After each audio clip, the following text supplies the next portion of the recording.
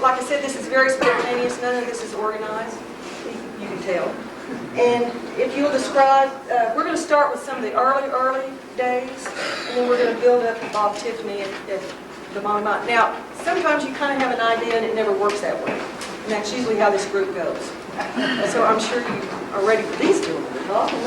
So Bob, can you describe, we'll start it out, and then we'll just go from there about the different types of gold mining, or can you do that for us? Well, yeah, there's several different types. Of course, my dad came in and helped build the Molly Mine down there in 1921, got it into operation, ready to mine in 1922.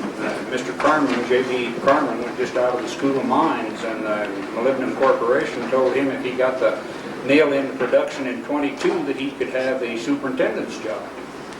And they had it all ready to go that winter, but the snow was so bad and all, they gave up until spring.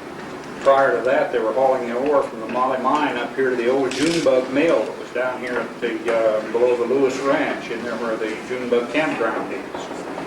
And it belonged to the Kushners. And they would haul the ore from the Molly Mine up by team and wagon, and then take the concentrates back by team and wagon. And the first ore was hauled clear into Hiroshima, Colorado, and shipped out of there on the train. In fact, all of it was up until World War II.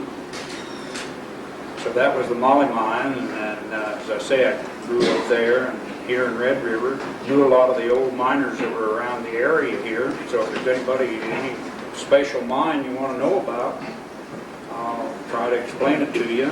Judy asked about the different types of gold mining. There's the old prospectors would pan in the streams or check along the banks for ore, and start out with a gold pan to see if they could get any showings of gold or anything, and if they did, well, that was where they either tried to trace it down, or see where it came from, or go ahead and open up a tunnel or add it or whatever you want to call it. And then if they had, well, then they would put in their sluice boxes, which was a faster way of recovery of gold rather than with the gold pan. And they used the old rockers, the old cradles, where they would shake it and had a sloped bottom on it, and they would shake it back and forth to get separate the coarse rocks and dirt out of it. And then up Placer Fork, they had a hydraulic operation up there, as well as the hydraulic mines over in E-Town, where they used water pressure under nozzles, hoses, and just washed the whole bank down into the sluice boxes, and then picked up the gold behind the riffles in the sluice boxes once a day or whenever they cleaned them out. And I guess that's about the, and then of course there was the tunnels. When they did find something that was rich, they would drive a tunnel in. One of the richest ones was the old French Henry, the Aztec mine over on the Maxwell Land Grant, which was leased to the Van Houtens and the Van Lins. And they had ore in there that would run $360,000 to the ton gold. They took out over $3 million worth of gold out of those two mines. And some of the miners that worked over there worked down at the Molly Mine down here, and got to know them. There was the Fred Reval and his brother Frank Reval, and Cleve Horner, and Sam Horner. Sam Horner. Yeah, Sam Horner and Jess Horner, and all three of the Horner brothers. And Gertrude and Mossmans. Gertrude were involved too, weren't they? Yeah, The Mossmans were involved in that. I will show you a couple of the gold nuggets that came out or was stolen out of the high grading. They told me they would go in, and after they would blast, there would be blowholes, or when they were drilling, they would drill into a cavity, and they called them blowholes. And those blowholes were loaded with gold. I mean, the cavity around would be covered with gold. The nuggets and, of course, gold would be laying in the bottom of it, and the wire gold would string down from the top. So after they blasted, why, nobody got to go into the breast of the tunnel until the owners went in and cleaned out the blowholes. And of course, as I say, these were high graded out. They always checked their clothes, checked their lunch boxes, their thermos bottles and everything, but knowing the miners, there's always a way around. And the favorite one they told me over there was taking, you left all your clothes in the dry house, but you could wear your miner's shoes home after they dumped them out and checked them, or the foreman checked your shoes. There wasn't any gold in the bottom of the shoe. They found out they could pry the heels down in that hollow when you made your nailed on your own heels on your shoes, or why you could fill that full of nuggets and pound it back on, and you'd steal the gold that way. And supposedly these came out of there that way. There's two real nice nuggets there. And then I don't know, the Caribel up here had, there's a record, they claimed they shipped 5 gold bricks. I traced down back in the 30s, there was actually in Trinidad, there was a record of 3 gold bricks. A gold brick is about 6 inches long, about 3.5 inches high, has sloped sides so it would pour out of the mold, and would roughly weigh around 200 pounds, something like that in gold. And on that basis is where they sold stock into the Caribel up here.